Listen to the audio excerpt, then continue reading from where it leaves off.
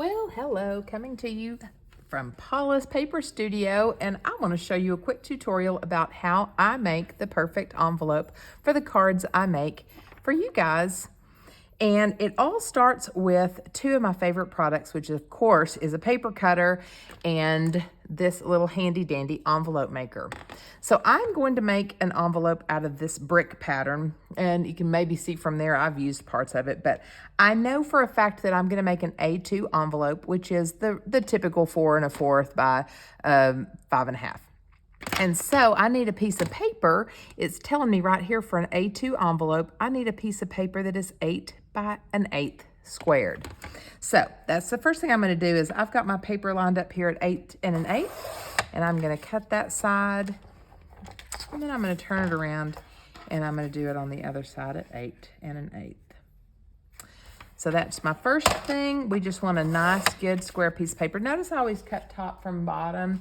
I taught homeschool classes years ago, and they were scrapbook classes, but they were history and geography classes. And we had our lesson, and then we scrapbooked every day on the lesson. And at the end of the year, they all had scrapbooks that were they had made their own history book. I taught them, first thing, always cut top to bottom. That keeps your paper from slipping and going crooked. It just makes sense to cut down toward that bottom ledge. So if you're a crafter, always cut from top to bottom. But this little thing right here is a miracle product. My niece and I, she lives in Arkansas. She and I are pen pals, and we always send each other homemade cards and homemade art. She's an artist, and we paper craft together. And so she was sending me all kinds of envelopes when we first started sending each other mail, and her envelopes were always a little wonky, which I loved. I'm great with a wonky envelope, but it made me realize that she didn't have this handy dandy tool to make perfect straight envelopes. And so I gave her mine one time when she came and spent the night, left mine on her pillow. It was well used, like the Velveteen Rabbit, and I got me a new one. And so this is my new one. It's just like hers.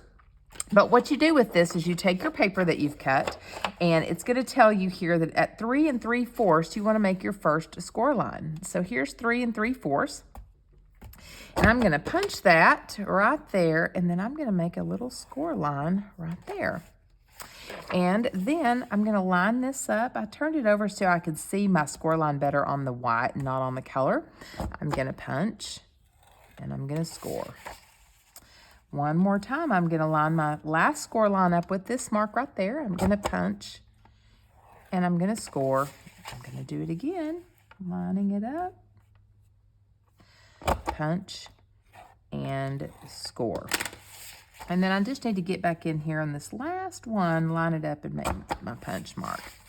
And then I can turn this around and go ahead and cut my corners. You don't have to do this, but I like that little rounded corner. So this gives you the rounded corner on the other end.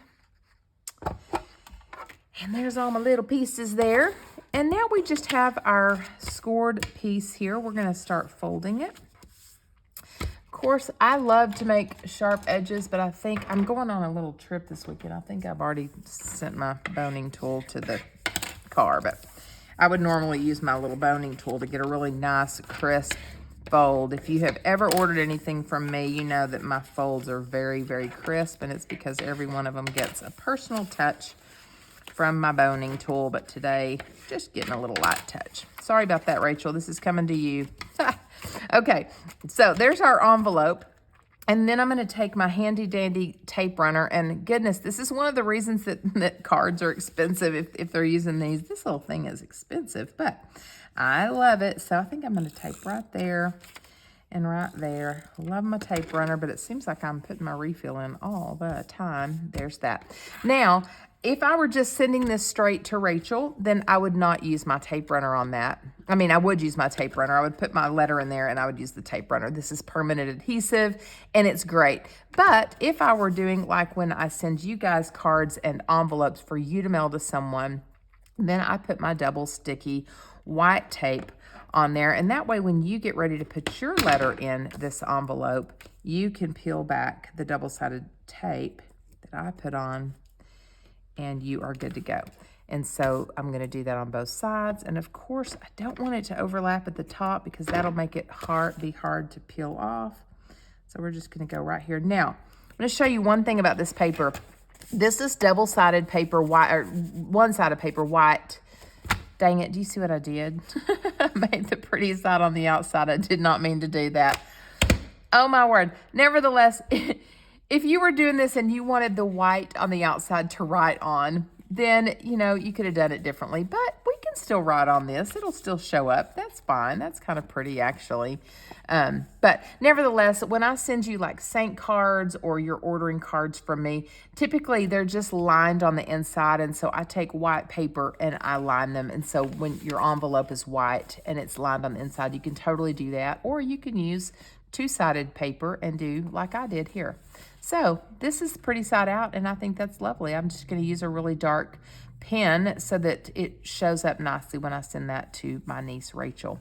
But if you are interested in one of these little bad boys, and you do any kind of paper crafting or card making, I highly suggest this. Now, I don't know if you know this or not, but we own a small retail store, and we aren't big fans of the big box stores nor the big giant Amazon, so I don't like to send a lot of people to that. But this is something we cannot get locally. I have tried and tried and tried. So I am going to put up a link to the envelope maker to Amazon.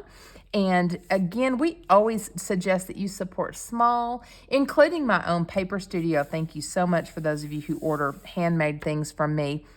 But we always suggest you shop small. And then if you can't find it anywhere else, go ahead and shop that big box store. So I'm going to put you a link on how you can make your own envelopes.